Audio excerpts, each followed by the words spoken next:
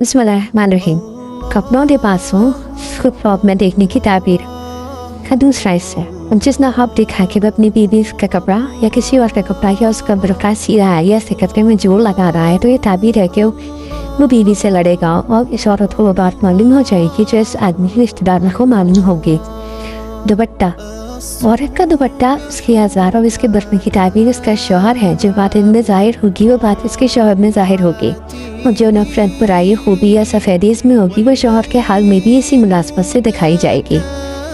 काटने की चरखी आदमी के लिए सफ़र करने की निशानी है। जिसने ख्वाब में देखा कि वो पशम या बाल या ऊँट की ऊन वगैरह जिनको मर्द बटा करते हैं बट रहा है, तो उसकी ताबीर ये होगी वो एक सफ़र करेगा और सफ़र में बरकत वाला हलाल माल और बहुत भलाई कमाएगा।